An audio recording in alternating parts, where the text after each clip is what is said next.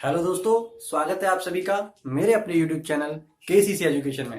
तो दोस्तों, हम कर रहे हैं 12th क्लास की ज्योग्राफी और आज हम आपको कराने वाले हैं 7 चैप्टर जिसका नाम है तृतीयक क्रियाकलाप और आपका चतुर्थक क्रियाकलाप। तो चलिए दोस्तों, स्टार्ट करते हैं आपका तृतीयक क्रियाकलाप से।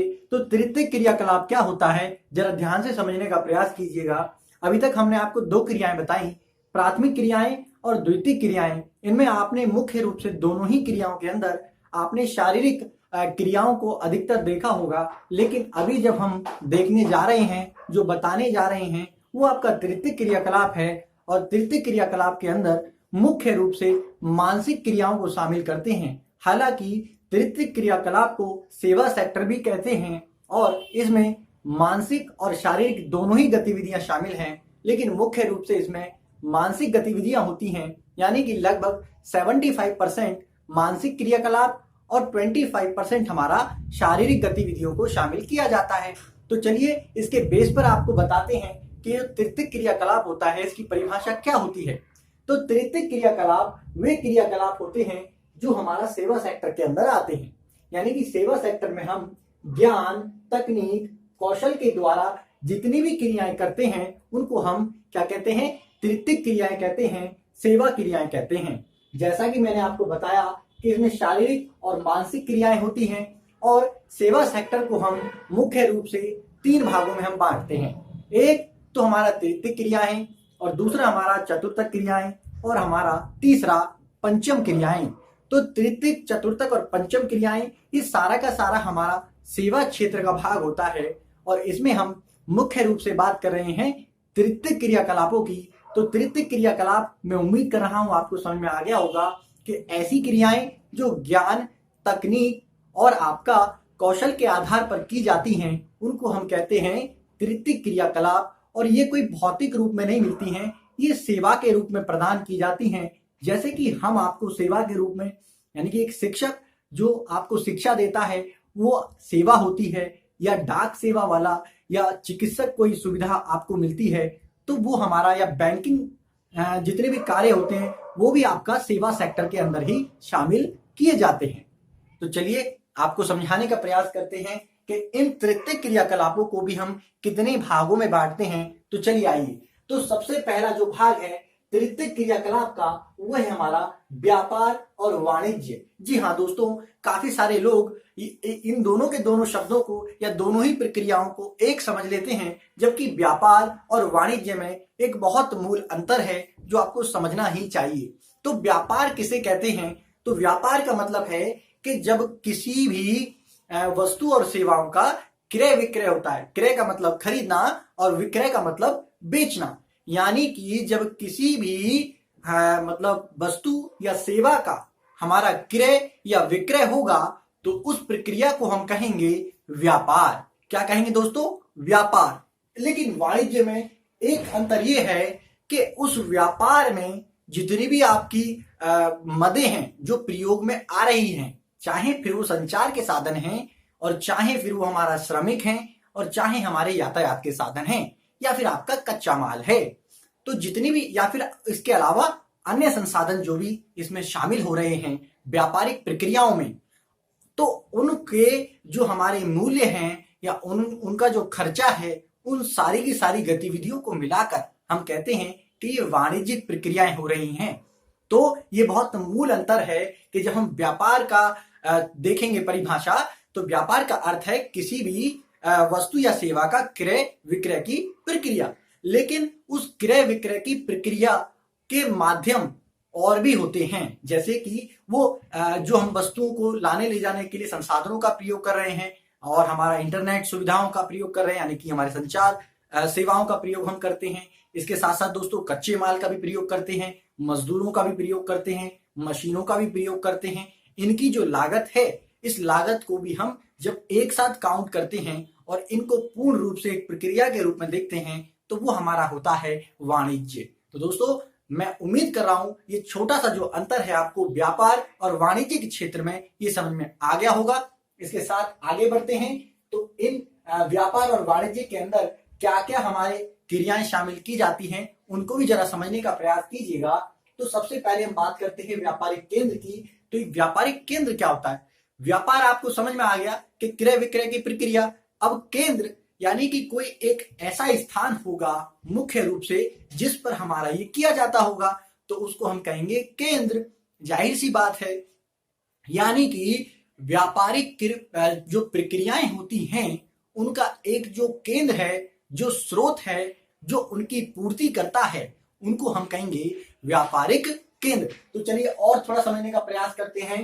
तो जो छोटे क्षेत्रों को पोषण करता है, यानी कि ऐसे क्षेत्र जो छोटे क्षेत्र हैं और मुख्य रूप से वो बड़े क्षेत्रों पर निर्भर हैं अपने किसी भी क्रय विक्रय की प्रक्रिया के लिए या किसी भी व्यापारिक गतिविधि के लिए, तो वो हमारा कहलाते हैं व्यापारिक केंद्र। जी हाँ, जैसे कि हमारा दिल्ली, और दिल्ली हमारा काफी सारे क्षेत्रों को हमारा क्या करता है, पोषित करता है, जिसमें आप दिल्ली एनसीआर के क्षेत्र को शामिल कर सकते हैं।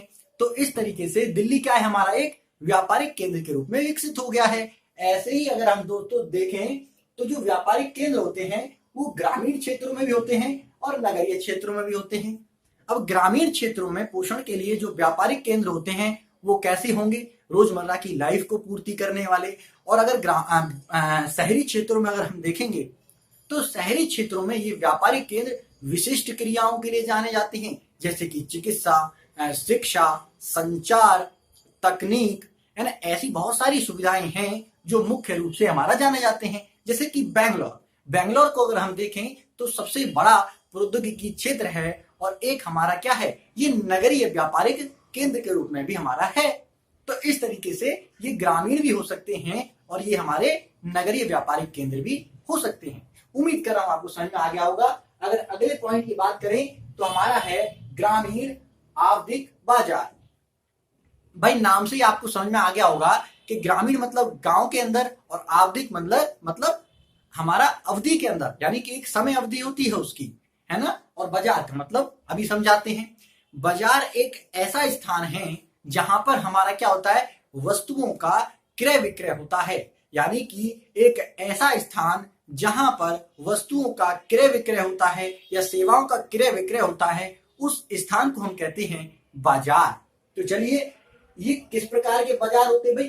कुछ हमारे अनियमित बाजार भी होते हैं। जी हाँ, आवधिक बाजार का मतलब है ग्रामीण क्षेत्रों में कंटिन्यू बाजार नहीं लगते हैं, जैसे कि हमारे यहाँ पर नगरों में क्या होता है, शॉप लगी होती है काफी सारी और उनसे हम जब मर्जी सामान खरीद के ला सकते हैं। ग्रामीण क्षेत्रों में ये अवधि के आधार पर लगते हैं, या तो ये हमारा होता है साप्ताहिक, यानी कि सप्ताह में एक दिन लगने वाले बाजारों को हम साप्ताहिक बाजार कहते हैं। कुछ बाजार ऐसे होते हैं जो महीने में लगते हैं तो उनको मासिक बाजार कहते हैं, और कुछ बाजार ऐसे होते हैं विशेष रूप से वर्ष में एक बार लगते हैं तो उनको हम कहते हैं दोस्तों वार्षिक बाजार। आगे अगर समझने का प्रयास करें दोस्तों तो हमारा है ग्रामीण विपणन केंद्र। ये ग्रामीण विपणन केंद्र का मीनिंग क्या है, इसको जरा समझने का प्रयास कीजिएगा दोस्तों, क्योंकि काफी सारे बच्चे इस टॉपिक में ग्रामीण विपणन केंद्र के रूप में या शहरी विपणन केंद्र के रूप में बहुत ज्यादा कंफ्यूज रहते हैं। ये क्या है, इसको समझाते हैं। तो इसको समझने के लिए आपको दो शब्दों को समझना होगा, यानी कि जो विपणन केंद्र होते हैं वो क्या होता है। तो इसके लिए सबसे पहले बाजार और दूसरा आपका विपणन, यानी कि मार्केट और मार्केटिंग, इन दो चीजों में बड़ा अंतर होता है। हमने आपको बताया कि वह स्थान जहां पर क्या हो रहा है, वस्तु और सेवाओं का क्रय विक्रय हो रहा है, उस स्थान को क्या कहते हैं, उसे हम कहते हैं दोस्तों बाजार। लेकिन जिस माध्यम से, जिस प्रोसेस से वहां पर वस्तु और सेवाओं का क्रय विक्रय किया जा रहा है, उसको हम कहते हैं मार्केटिंग। क्या कहते हैं दोस्तों, उसको हम मार्केटिंग कहते हैं। और मार्केटिंग के अंदर उपभोक्ता तो शामिल होता ही है, हमारा ग्राहक भी शामिल होता है, इसके साथ साथ काफी बिचौलिए भी होते हैं जो शामिल होते हैं। उस प्रोसेस के अंदर जो सारे की सारी मार्केट खड़ी होती है और वो जिन लोगों के बीच में मार्केट हमारा क्या करती है, वस्तु और सेवाओं का क्रय विक्रय करता है, उसको हम कहते हैं मार्केटिंग। उसको हम कहते हैं मार्केटिंग। इसीलिए ग्रामीण विपणन केंद्र होते हैं। तो आपको समझ में आ गया होगा कि ग्रामीण क्षेत्रों में कुछ विपणन केंद्र होते हैं, यानी कि वहां से ग्राहकों तक या फिर आपका विक्रेताओं तक या बिचौलियों के बीच में होकर वस्तु और सेवाएं गुजरती हैं, जिस प्रोसेस को हम मार्केटिंग या विपणन केंद्र कहते हैं। और मुख्य रूप से ऐसे काफी सारे विपणन केंद्र होते हैं काफी सारी जगहों पर, है ना। आगे अगर हम बात करें दोस्तों तो हमारा नगरीय विपणन केंद्र, अब ग्रामीण विपणन केंद्र के अंदर क्या होता है, आपका सब्जी हो गया, आपका कपड़ा हो गया, रोजमर्रा की जितनी भी वस्तु हैं प्रयोग करने वाली, उनको देखा जाता है, ठीक है। इसके साथ साथ अगर हम बात करें दोस्तों तो नगरीय जो हमारे विपणन केंद्र होते हैं उसमें कुछ विशेष प्रकार की सेवाएं प्रदान की जाती हैं, जैसे कि हमारी काउंसलिंग होती है, यानी कि स्ट्रेस या डिप्रेस जब कोई बंदा हो जाता है या किसी सिचुएशन में वो किसी स्थिति को हैंडल नहीं कर पाता या उसको बहुत इंपॉर्टेंट डिसीजन लेना होता है तो उसको जरूरत होती है परामर्शदाता की, ठीक है दोस्तों। इसके साथ साथ शिक्षा, चिकित्सा, वकील, डॉक्टर, ये मुख्य रूप से सेवाएं कहां पर प्रदान की जाती हैं, नगरीय क्षेत्रों में, तो ये हमारे नगरीय विपणन केंद्र कहलाते हैं। इसके बाद अगर हम बात करें फुटकर व्यापार की, तो फुटकर व्यापार का मतलब है, फुटकर मतलब भाई फुटपाथ पर जो व्यापार होता है, इसका मतलब क्या है कि फुटपाथ पर व्यक्ति सीधा जाएगा विक्रेता के पास और उससे डायरेक्टली वस्तु खरीद लेगा। तो इसमें कहते हैं कि जब उपभोक्ता और विक्रेता आमने सामने खड़े होते हैं, यानी कि प्रत्यक्ष रूप से वस्तु और सेवाओं का क्रय विक्रय करते हैं, तो उसे हम कहते हैं फुटकर व्यापार, या इसको खुदरा व्यापार भी कहते हैं। आप लोगों की भाषा में इसको रिटेलर के नाम से भी जानते हैं, आप लोग कहते हैं कि भाई ये रिटेलर हैं, ठीक है दोस्तों। इसके साथ अगर हम बात करें तो थोक व्यापार का मतलब क्या है, यानी कि जब हमारा क्या है कि विक्रेता और जो हमारा ग्राहक है उनमें बीच में बिचौलिए भी लगे होते हैं और उन बिचौलियों के माध्यम से हमारा व्यापार होता है, तो उसको हम कहते हैं थोक व्यापार, यानी कि ग्राहक और विक्रेता के बीच में जो संबंध होता है वो अप्रत्यक्ष रूप से होता है, यानी कि इसको आप होलसेलर के नाम से भी जानते हैं। तो चलिए दोस्तों आगे अगर हम बात करें तो मैं उम्मीद कर रहा हूँ ये जो पहला टॉपिक है तृतीयक क्रियाकलाप का, यानी कि व्यापार और वाणिज्य, आपको क्लियर हो गया होगा। दूसरे टॉपिक की बात करें तृतीयक क्रियाकलाप में तो परिवहन आता है। क्या आता है दोस्तों? परिवहन। अब ये परिवहन क्या है? तो परिवहन का मतलब जरा समझिए, यानी कि एक ऐसी प्रक्रिया जिसमें वस्तु, लोग और सेवाओं को एक स्थान से दूसरे स्थान तक क्या करा जाता है, लाया जाता है, ठीक है ना। वस्तु और लोगों का एक स्थान से दूसरे स्थान पर जब आवागमन होता है, ले जाया जाता है, तो उस प्रक्रिया को हम कहते हैं परिवहन। क्या कहते हैं दोस्तों? परिवहन। अब इसके कई सारे परिवहन के हमारे साधन भी होते हैं दोस्तों। आपको पता है कि हमारे पांच प्रकार के जो मुख्य रूप से हमारे परिवहन के साधन हैं। कौन कौन से? एक आपका सड़क मार्ग, एक आपका रेल मार्ग, एक आपका जल मार्ग, एक आपका वायु मार्ग और एक आपका पाइपलाइन। तो दोस्तों हालांकि ये टॉपिक परिवहन वाला आपका अगला चैप्टर है जो कि आपके सिलेबस से डिलीट हो चुका है, लेकिन फिर भी ये आपके क्योंकि इस सिलेबस में दे रखा है, यानी कि 7th चैप्टर में ये टॉपिक दे रखा है, तो संभावना बढ़ जाती है कि यहाँ से क्वेश्चन पूछे जा सकते हैं। इसीलिए आपको क्या करना है कि इन पांचों के पांचों संसाधनों के 2-2, 3-3 हानियां और 2-2, 3-3 लाभ याद कर लेने हैं। हम बता देते हैं हालांकि, जैसे कि सड़क परिवहन, यानी कि सड़क दो प्रकार की होती है, कच्ची सड़कें होती हैं और एक हमारी पक्की सड़कें होती है, आपको सभी को पता है। अब सड़क परिवहन जो है इसके लाभ क्या है? तो लाभ भाई सिंपल सीधा सा है कि घर से घर तक हमारा ये रास्ता होता है, भारी सामानों को और लोगों को ढोने के लिए प्रयोग किया जाता है और लंबी दूरी के लिए भी हमारा प्रयोग किया जाता है। ये तो इसके लाभ हो गए। हानि क्या है? जब इसको बनाने के काम होता है या इसकी मरम्मत करने का काम होता है तो बहुत ज्यादा खर्चीला होता है ना। इसके साथ साथ दुर्घटनाएं बहुत अधिक होती हैं। और तीसरी हानि है इसकी कि बरसात जैसे मौसम में क्या हो जाता है दोस्तों, ये कारगर नहीं रहता और ये हमारा अच्छा परिवहन का साधन नहीं है।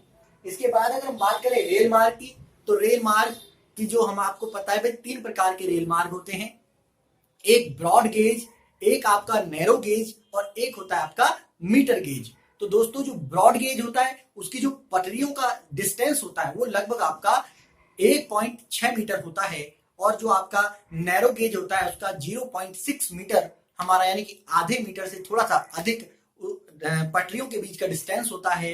और एक होता है आपका 1 मीटर की पटरी, यानी कि उन दोनों पटरियों के बीच का जो डिस्टेंस होता है वो होता है आपका 1 मीटर। तो ये 3 प्रकार की पटरियां या रेलगाड़ियां हमारी चलती हैं भारत के अंदर, दुनिया के अंदर, है ना। तो ये हमारे रेल मार्ग हो गया। अब ये जो रेल मार्ग है इसके क्या लाभ हैं? सबसे सस्ता है, सबसे तीव्र साधन है, आपको मालूम है, और क्या है कि भारी से भारी सामान और लोगों को ढोने के लिए भी क्या है सक्षम है। दुर्घटनाएं बहुत ज्यादा होती हैं, इसकी हानि है, इसकी मरम्मत का काम बहुत ज्यादा खर्चीला है ना। और जैसे कि कोहरे जैसे और बारिश वाले जब टाइम आता है, समय आता है, तो मौसम का इस पे बहुत ज्यादा हमारा क्या होता है, इम्पैक्ट होता है। तो इसलिए हम ये कह सकते हैं इसकी हानियां हैं। इसके बाद अगर हम जलमार्ग की बात करें तो जलमार्ग आपको पता है एक तो अंतर राज्य होता है, एक आपका अंतरराष्ट्रीय होता है। अंतरराज्यीय जब हमारे देश के अंदर ही जलमार्ग मतलब लाने ले जाने के लिए प्रयोग किया जाता है नदियों का, और अंतरराष्ट्रीय स्तर पर जब प्रयोग किया जाता है यानी कि एक देश से दूसरे देश में जाने के लिए समुद्र या फिर महासागरों के माध्यम से। अब दोस्तों इसमें हमारे जल मार्ग का जो हानियां हैं, जो लाभ है वो क्या है, तो आपको पता है सबसे पहले लाभ क्या है कि एक हमारा सस्ता साधन है ना, लाने ले जाने के लिए, और भारी सामान और लोगों को मतलब एक स्थान से दूसरे स्थान तक हमारा लाया ले जाया जा सकता है, ठीक है। और एक हमारा सुगम भी साधन है। इसकी हानि की बात करें तो भाई जब मौसम ऐसा हो कि जब हमारा जब ज्वार भाटा या तरंग जैसे हमारे समुद्र में या बाढ़ जैसी सिचुएशन जब होती है हमारी नदियों में, तो उस समय पर ये कारगर नहीं होता। इससे जो लीकेज होता है ना पेट्रोलियम वगैरह का या तेल वगैरह का, उससे जल प्रदूषण बढ़ता है। तो इसकी हानियां भी हैं और इसका क्या है, हमारा लाभ भी है। तो इसके बाद अगर हम बात करें पाइपलाइन, तो पाइपलाइन आपको पता है पेट्रोलियम जैसा गैस वगैरह और पानी के लिए पाइप वगैरह का प्रयोग करते हैं। तो पाइप का हानि क्या है, लाभ क्या है कि इससे तरल पदार्थ जितने भी हमारे उसको घर से घर तक लाने ले जाने में क्या बहुत ज्यादा आसानी होती है ना। और हानि की बात करें तो दोस्तों जब इसको पहले तो लीकेज का पता लगाया जाना बहुत ज्यादा हार्ड होता है कि कहां पर लीकेज है, और इसकी मरम्मत भी बहुत ज्यादा हार्ड होती है, बहुत ज्यादा हमारी टफ होती है। तो ये आप याद कर लीजिएगा, हालांकि इंपॉर्टेंट नहीं है, लेकिन क्योंकि टॉपिक आ गया है और पिछला मतलब अगले वाला जो चैप्टर है वो पूरा का पूरा परिवहन के ऊपर है, वो डिलीट कर रखा है, तो वो यहां से क्वेश्चन आपका पूछेगा, ऐसा पॉसिबिलिटी है। चलिए आगे अगर हम बात करें तो परिवहन को प्रभावित करने जो वाले जो कारक हैं वो क्या है, तो सबसे पहले कारक है हमारा दोस्तों उच्चावच। उच्चावच मतलब यानी कि जो भूमि की स्थल आकृति कैसी है, यानी कि वो पहाड़ी क्षेत्र है, दलदलीय क्षेत्र है, रेगिस्तानी क्षेत्र है, ऐसे क्षेत्रों में आपको पता है परिवहन के साधन विकसित होना थोड़े टफ होते हैं। जैसे अगर हम बात करें कि हम रेगिस्तान जैसे क्षेत्रों में अगर हम जल परिवहन विकास की बात करें तो शायद पॉसिबल है कि वो नहीं हो पाएगा। ऐसे क्षेत्रों में सड़क मार्ग की बात करें तो वो भी बहुत सीमित रूप से हमारा विकसित हो पाएगा। तो जल परिवहन के लिए और सड़क परिवहन के लिए आपको पता है समतल एरिया चाहिए और आपका जल मार्ग चाहिए, यानी कि नदियां हो या समुद्री मार्ग हो, तभी हमारे ये पॉसिबल हो पाएंगे।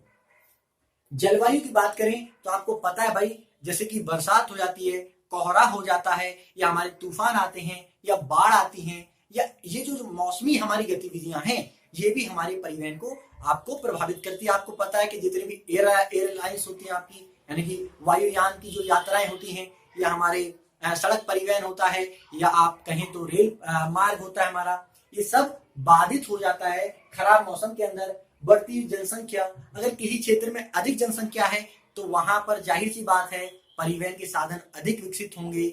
इसके विपरीत कम जनसंख्या वाले क्षेत्रों में परिवहन के साधन कम विकसित होते हैं। इसके बाद अगर हम बात करें तकनीक की, तो जाहिर सी बात है दोस्तों कि जहां पर अच्छी तकनीक है और आसानी से तकनीक उपलब्ध है तो वहां पर परिवहन के साधन हमारे अधिक विकसित होंगे। और इसके विपरीत अगर निम्न स्तर की तकनीक है तो वहां पर परिवहन सेवाएं हमारी कम विकसित होंगी।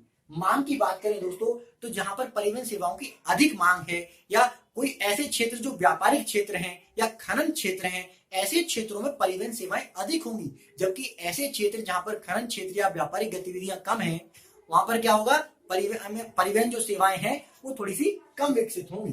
कच्चे माल मैंने बताई दिया, वही आपका कच्चा माल लाने ले जाने के लिए या लोगों को लाने ले जाने के लिए हमारे परिवहन की आवश्यकता होती है। तो जिन क्षेत्रों में यह अधिक होगा वहां पर आपका क्या होगा, परिवहन सेवाएं अधिक विकसित होंगी, और जहां पर हमारा कम होगा वहां पर आपका कम हमारा ये सेवाएं विकसित होंगी। तो ये थे हमारे परिवहन को प्रभावित करने वाले कारक। ये बहुत ज्यादा इंपॉर्टेंट क्वेश्चन है, पहली बार मतलब लास्ट टाइम भी पूछा जा चुका है, तो आप इसको याद कर लीजिए क्योंकि ये पूछा जा सकता है। चलिए दोस्तों आगे अगर हम बात करें तो संचार सेवाओं की बात कर लेते हैं कि संचार सेवाएं क्या होता है। तो दोस्तों सूचना, तथ्य या फिर हमारे जो विचारों को एक स्थान से दूसरे स्थान पर पहुंचाने की जो प्रक्रिया है उसको हम कहते हैं संचार। क्या कहते हैं दोस्तों? संचार। संचार के कई सारे माध्यम है, आपको पता है, इंटरनेट है, टेलीविजन है, पत्र पत्रिकाएं हैं, अखबार हैं, है ना, रेडियो है ना, और भी कंप्यूटर हो गया, लैपटॉप हो गया, मोबाइल हो गया, बहुत सारे मतलब हैं, फैक्स वगैरह। तो ये आप देख सकते हैं, सोशल मीडिया से आप भली भांति परिचित होते ही हैं। तो इसके साथ अगर हम बात करें तो इसमें इतना ही याद रखना है, और इसमें एक प्रश्न पूछा जाता है कि अंकीय विभाजन क्या है। तो अंकीय विभाजन को समझ लीजिए कि सूचना संचार प्रौद्योगिकी का जो हमारा क्या होता है, असमान, जी हाँ दोस्तों, असमान वितरण होता है ग्लोब स्तर पर, यानी कि इसी को हम कहते हैं अंकीय विभाजन। तो अंकीय विभाजन का मतलब क्या है कि एक देश, जो विकसित देश है, वहां पर क्या है, तकनीक के साधन, सूचना प्रौद्योगिकी के साधन क्या है, बहुत अधिक विकसित है। वहीं विकासशील देशों में इनका स्तर हमारा थोड़ा कम है, और अल्प विकसित देशों में जो तकनीक के साधन हैं, संचार के साधन हैं, वो बहुत ही कमजोर हैं। ऐसी स्थिति में जो ये विभाजन है, जो असमान विभाजन है, इसी को हम कहते हैं अंकीय विभाजन। तो अंकीय विभाजन कुल मिलाकर आईटी सेक्टर से हमारा बिलोंग करता है, सूचना प्रौद्योगिकी वाले सेक्टर से बिलोंग करता है, कि ये इसका जो वितरण है ग्लोबल स्तर पर, यानी कि वैश्विक स्तर पर कैसे है, असमान, कहीं अधिक है तो कहीं पर हमारा कम है। इसके बाद अगर हम बात करें तो ब्राह्मस्रोतन भी हमारा संचार प्रक्रियाओं से संबंधित है। ब्राह्मस्रोतन का मतलब है कि जब हम बाहरी अभिकरणों का प्रयोग करते हैं अपने देशों के अंदर, या अपने अभिकरणों को, यंत्रों को, मशीनों को, सूचनाओं को, प्रौद्योगिकी साधनों को जब दूसरे देश में भेजते हैं, तो जो ये ब्राह्मस्रोतन का मतलब ये है कि बाहर से क्या क्या स्रोत हैं प्राप्त होने के। तो तकनीक के साधन हो सकते हैं वो आपके आईटी सेक्टर में, है ना, और सेवाएं हो सकती है, सेवा, डॉक्टर, वकील, परामर्शदाता वगैरह, है ना, और मानव संसाधन में भी सारी चीजें हमारी आ जाएंगी, और आपका कॉल सेंटर वगैरह इसके अंदर शामिल होते हैं। तो जब इनका एक देश से दूसरे देश में हमारा क्या होता है, प्रयोग होता है, तो इसको हम कहते हैं ब्राह्मस्रोतन। या जब हम बाहरी स्रोतों का प्रयोग करते हैं अपने देशों के अंदर इन चीजों के मामले में, तो हमारा ब्राह्मस्रोतन कहलाता है। उम्मीद कर रहा हूं आपको समझ में आ गया होगा। चलिए अगला पॉइंट समझते हैं कि पर्यटन क्या है। तो पर्यटन एक ऐसी प्रक्रिया है जब लोग प्रमोद के लिए, आनंद के लिए, मनोरंजन के लिए यात्राएं करते हैं। उस प्रक्रिया को क्या कहते हैं हम, उस प्रक्रिया को हम कहते हैं पर्यटन। लेकिन जो लोग उस यात्रा को करते हैं उन लोगों को क्या कहते हैं हम, पर्यटक। तो पर्यटन को प्रभावित करने वाले भी काफी सारे कारक हैं। बहुत इंपॉर्टेंट क्वेश्चन है, समझ लीजिए, आ सकता है। जैसे कि हमारे प्राकृतिक कारक।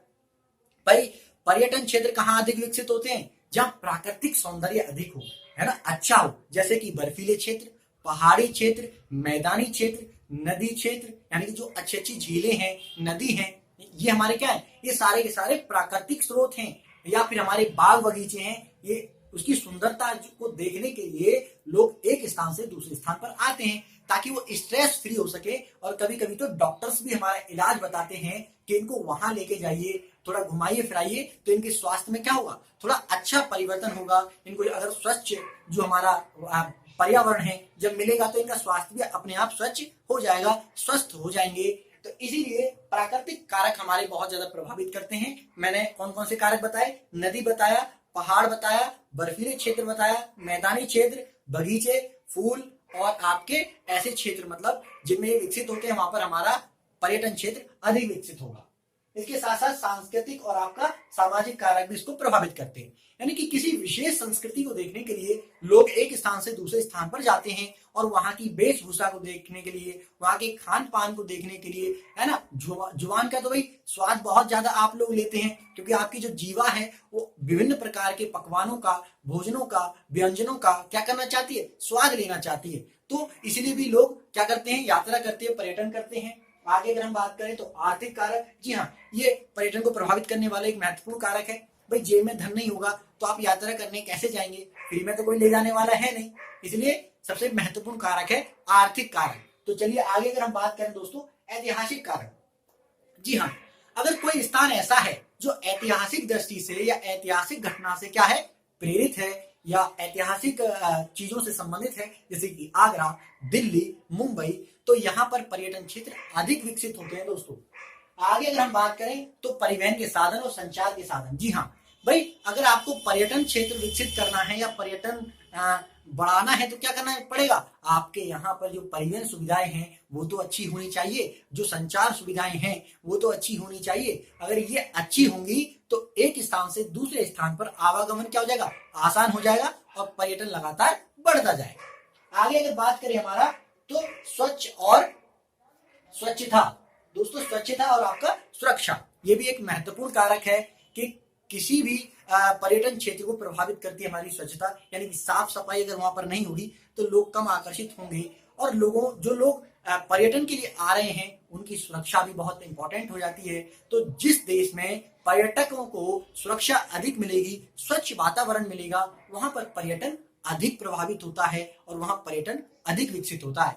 आगे अगर हम बात करें दोस्तों तो ये हमारे पर्यटन को प्रभावित करने वाले कारक हैं, इनको आपको तैयार कर लेना है क्योंकि ये क्वेश्चन पूछे जा चुके हैं और आपसे पूछे जा सकते हैं। चलिए, चतुर्थक क्रियाएं क्या होती हैं? तो चतुर्थक क्रियाएं ऐसी क्रियाएं होती हैं जो मुख्य रूप से अनुसंधान और सूचना के क्षेत्र में हमारी की जाती हैं। तो ऐसी क्रियाएं जो अनुसंधानों और सूचना वाले क्षेत्रों में की जाती हैं उन क्रियाकलापों को चतुर्थक क्रियाकलाप कहते हैं। जैसे विशिष्ट ज्ञान, प्रौद्योगिकी और आपका कौशल, ऐसी क्रियाएं हमारी हैं चतुर्थक क्रियाकलाप। पंचम क्रियाओं की अगर हम बात करें तो ऐसी क्रियाएं जो निर्णय लेने वाली होती हैं और नीति निर्माण करने वाली होती हैं उनको हम कहते हैं क्या, पंचम क्रियाएं। ये सर्वोच्च बौद्धिक स्तर की होती हैं जैसे कि परामर्शदाता और वैज्ञानिक आदि। तो दोस्तों ये था आपका 7 चैप्टर तीर्थक क्रियाकलाप और चतुर्थक क्रियाकलाप। मैं उम्मीद कर रहा हूं आपको पूरा का पूरा चैप्टर समझ में आ गया होगा। अगर कोई डाउट रह जाता है तो कमेंट बॉक्स में लिखकर प्लीज पूछ सकते हैं, कोई दिक्कत वाली बात नहीं है। चलिए इस वीडियो में इतना ही। अगर वीडियो को भी आपने लाइक नहीं किया है तो जल्दी से वीडियो को लाइक कर दें, दोस्तों को शेयर कर दें और दोस्तों अगर चैनल पे नए हैं तो बेल आइकन का बटन पहले दबाएं और सब्सक्राइब भी कर लें जल्दी से, ताकि आपको हमारी जो न्यू वीडियो है सबसे पहले मिल सके। तो चलिए मिलते हैं आपको नेक्स्ट वीडियो में, तब तक के लिए थैंक यू। जय हिंद, जय भारत।